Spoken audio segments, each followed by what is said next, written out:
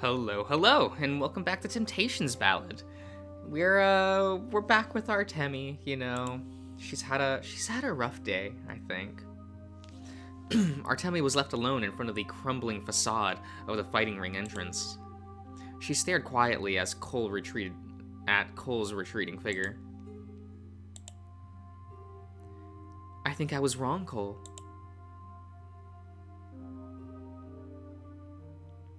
The City Watch and the Church's Holy Knights appeared roughly an hour after the explosion at Clyde's fighting ring.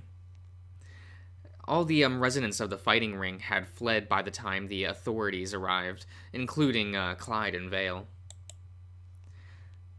The Knights and City Watch led a thorough search of the ring and confiscated most of Clyde's black market goods, but the rubies were nowhere to be found. All traces of the cloaked mage had disappeared, except for the scattered remains of broken stone that remained of broken stone from the destroyed stone elementals. Despite Artemi's insistence on helping them continue the search, the Holy Knights ordered her to return home. The City Watch gently reminded the Knights that Artemi and her friends were still wanted for driving a wagon through the front door of an arcane shop this morning. But the Knights waved it off and swiftly lifted the charges. And thus, so ends the adventuring party's heroic first day.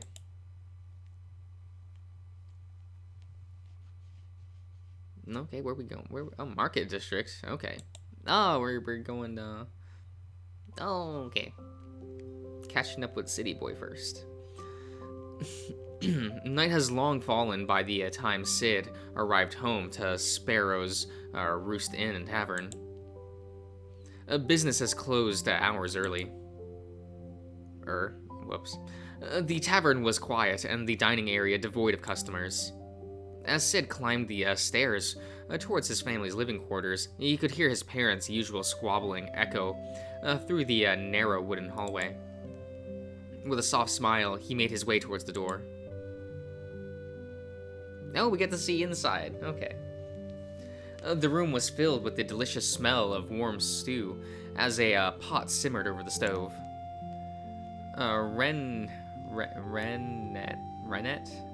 Rennet, okay. Shriekwood doused the flames and carried the pot to the dinner table as his wife, Ilya Shriekwood, paced worriedly across the room.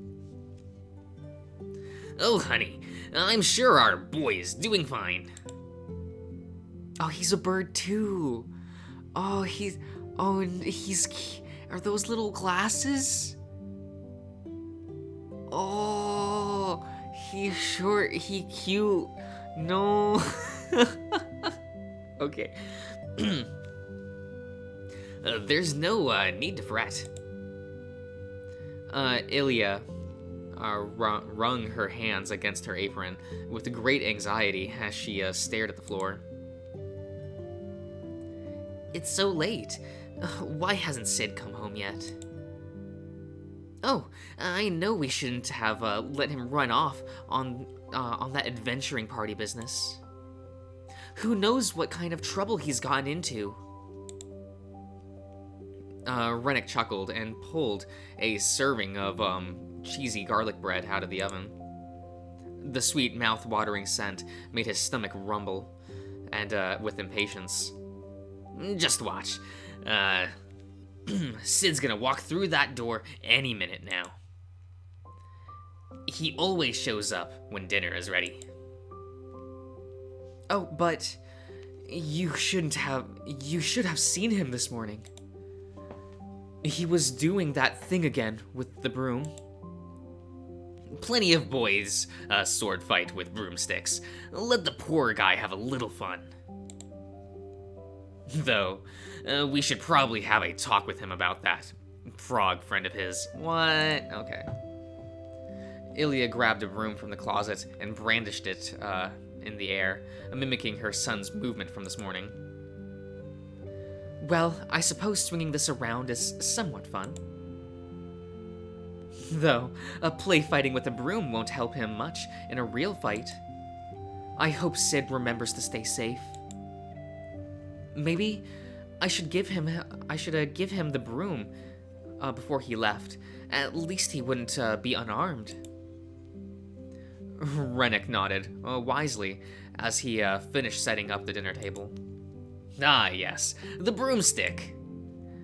Truly the deadliest weapon of an adventurer's arsenal. Despite her worry, Ilya let out a small laugh and waved the broom in her husband's direction. The way Sid swung this thing around would be plenty deadly. Oops. Ilya lost her grip on the broom as she tripped forward.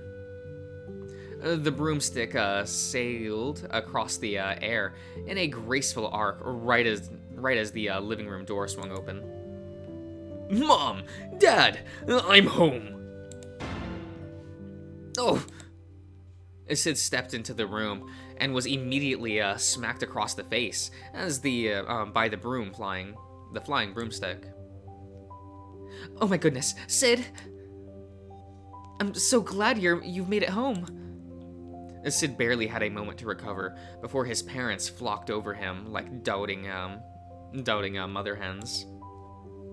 Son, how did your first day adventuring go? Ilya fussed over his ruffled clothes and croaked?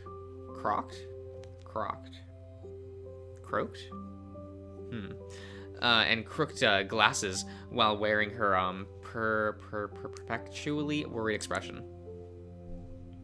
Did you get anything to eat today, dear? Why are you covered in scratches? You didn't get into any fights, did you? Sid chuckled and batted away her fussy hands. Hey, slow down, Mom. Give me a chance to breathe. Ilya crossed her arms with a huff. I was worried sick all day. You could have at least dropped by and told us where you were. As Ilya retreated to the dining table, Sid couldn't help but notice her mother limping slightly and wincing whenever she bent her spine too much. Her chest lurched with worry. His father beckoned Sid to a seat with a grin and began serving a stew. Eat up. You're probably starving after working all day. How did things go? You gotta tell me all about it. Sid puffed out his chest proudly. I'll have you know that the day went fantastically. He dug out his coin sack and presented his day's earnings to his parents with a grin. I'm finally a member of a proper adventuring party. And don't worry, I kept my promise and made some friends to team up with. Ilya and Rennett's brows rose with surprise. The two of them exchanged glances and nodded supportively. Oh, my boy finally made some friends. Oh, that's what he's happy about. Not the money. Friends. We're happy for you. What kind of frogs were they, dear?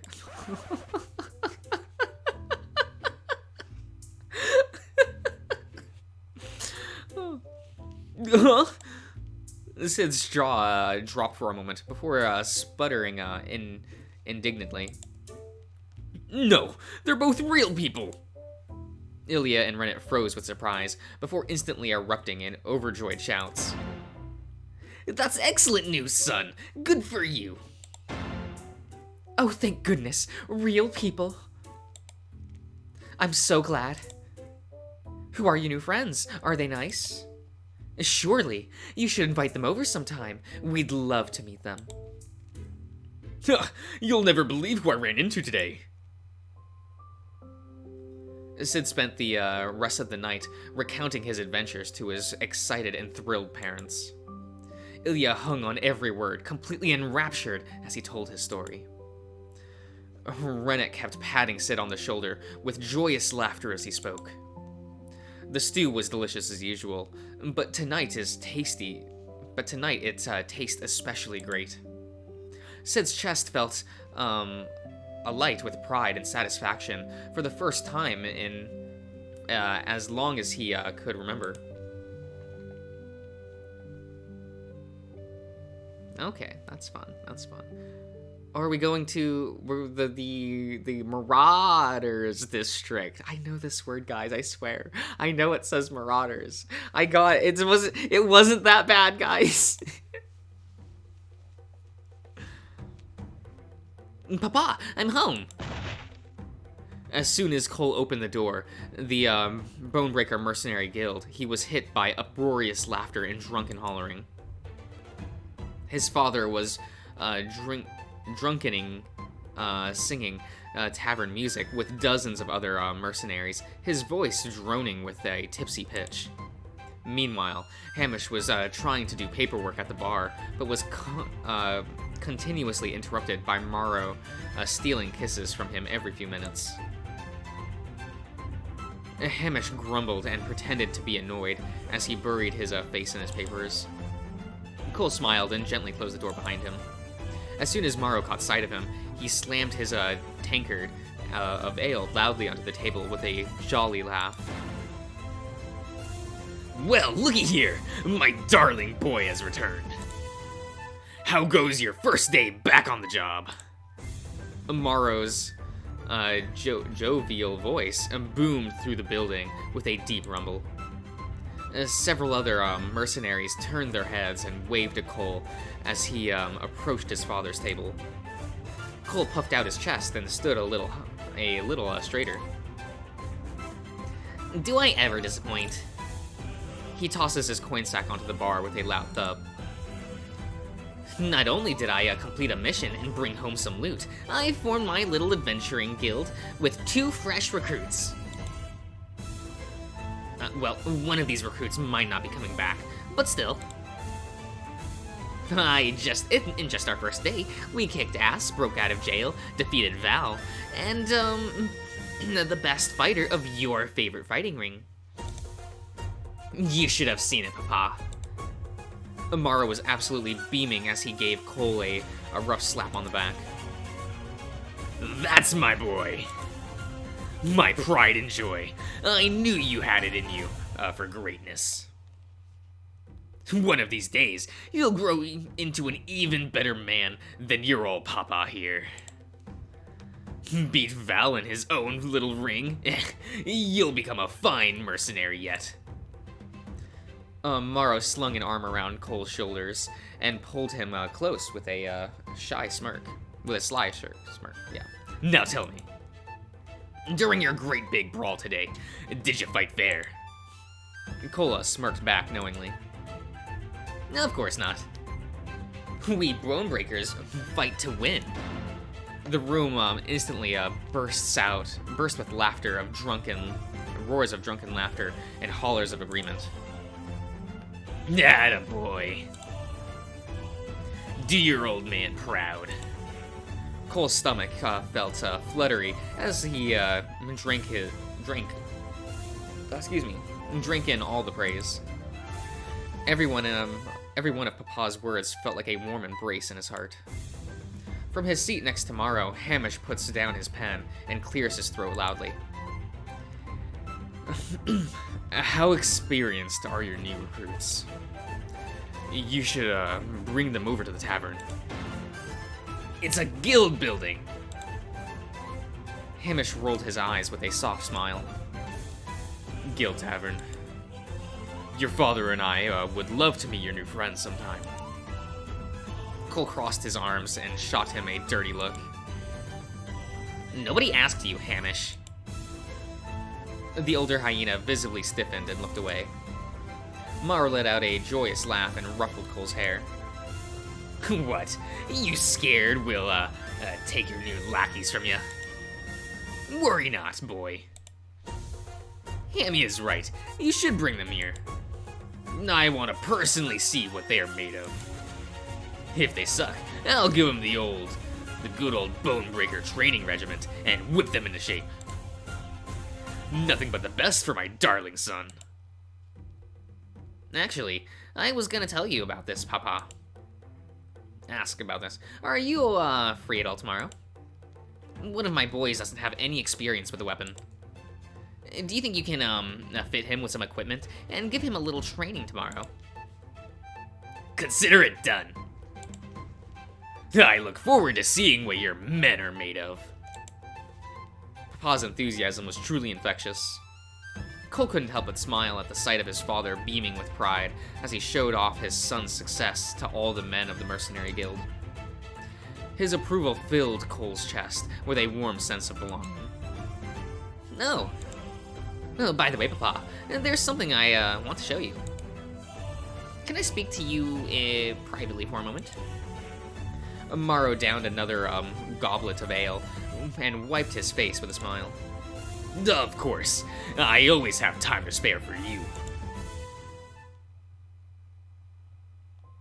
The drunken hollowers of the mercenary men dimmed to muffled background noise as Cole led his father towards the quiet corner of the building.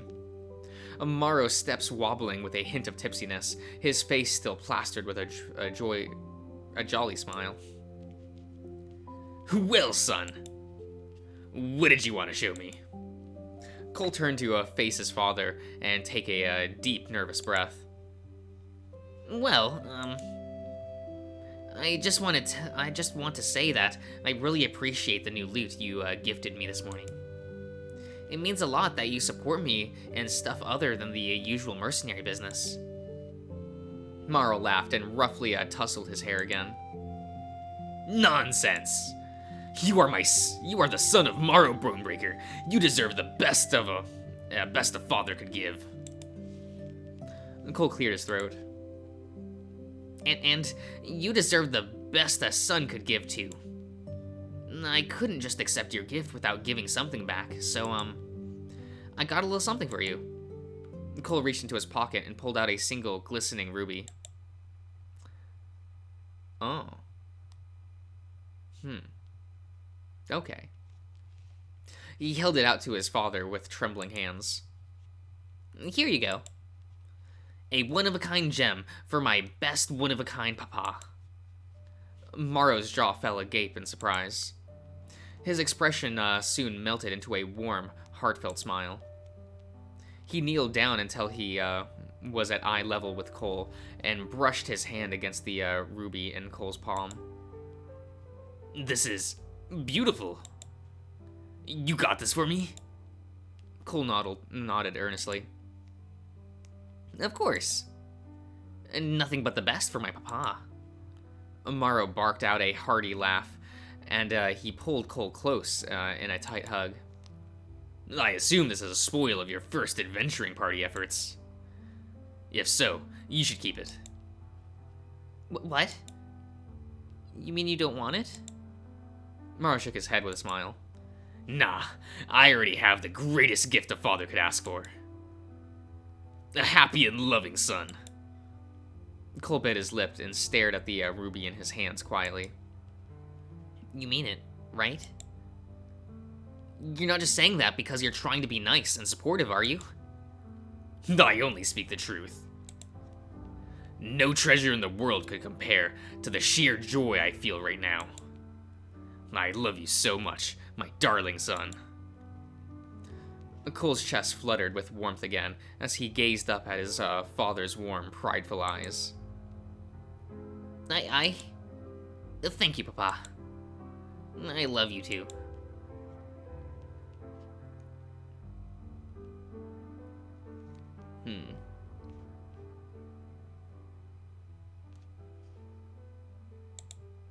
Okay.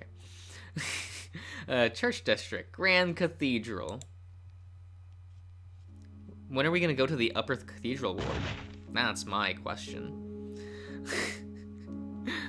You what? Bishop Katrina's shrill voice echoed through the Grand Cathedral's white halls sharply. Artemi winced and continued to hang her head low in shame, unable to meet her mother's eyes. Arrested on your first day, participating in an underground fighting ring? And worst yet, disobeying my order, and then failing so utterly at the world's simplest mission. You are an utter disgrace to this church. I had been a less patient and gentle bishop, you would be if I had been a less patient and gentle bishop, you would be thrown out to the streets the moment you returned home. Artemi's shoulders shook as she squeezes her eyes shut. Deep breaths, deep breaths. Mother, or rather Bishop Katrina, continued to pace and fume across the cathedral with absolute fury. That crown was part of the royal family's collection. It belonged to the late king and was meant to be passed down to his son after his death. Do you know how utterly humiliating it was to tell the prince that my own daughter had lost it along with all its jewels? Katrina let out a nervous sigh. Thankfully, His Highness is a patient man. When I reported this news, he simply laughed and said that this may be a good learning experience for a whelp like you. She turned down Artemi with a snide snarl. Prince Cassius, yes, has given you a mission. You have 1 year to find and recover the 4 missing rubies of his crown before his coronation ceremony. You will do well to mend your disgrace to the church. Artemi stood up, straight and saluted stiffly. She blinked and did her best to ignore the tears that were welling up in her eyes. Thank you for this chance, Your Excellency. I will do my utmost to right my mistakes. Oh, you'll need to do better than your utmost, young lady. I don't believe you understand the gravity of your situation. Katrina crossed her arms and glared in disgust. Should you fail in your remission, the church will strip you of your title as the Creator's chosen. Is that even a thing? What? Like, okay. The air grew cold. Artemia felt all of the air rush out of her lungs as a wave of panic and terror washes over her. What? What will I do without my duty as the Creator's chosen one? Your Excellency, I beg you to reconsider. You cannot possibly... An amused predator sneer spread across Bishop Katrina's face. It vaguely reminded Artemi of a stray cat cheerfully playing with their food by consuming them. Oh, but I can. Are you not you are not officially acknowledged as the Creator's chosen until you are able to pull the Creator's holy blade from its resting place. Your current position and status holds little weight officially. Her sneer dissolved into a cruel chuckle. And you cannot even attempt the ceremony to receive the holy blade without the church's express permission. Seeing as I am the Grand Bishop of the church, I hold the right to strip you of your title and purpose. Artemi's heart pounding repeatedly against her chest. Terror and dread gripped her mind as her breathing deteriorated into ragged hyperventilating. What would she possibly do without her duty? She had trained her entire life for this purpose. The thought of losing it all was a level of despair Artemi could scarcely comprehend. Her vision blurred, and the room began to spin as her lungs screamed for air. A soft buzz suddenly echoed through the empty cathedral's hall. Who might this be? Katrina sighed and fumbled with her robes, and pulled out a small arcane crystal. With a tap, the crystal glowed with a soft golden hue. A familiar voice buzzed through the stone with a booming laugh. I think I'll end the part here. So I'll see you around, everyone.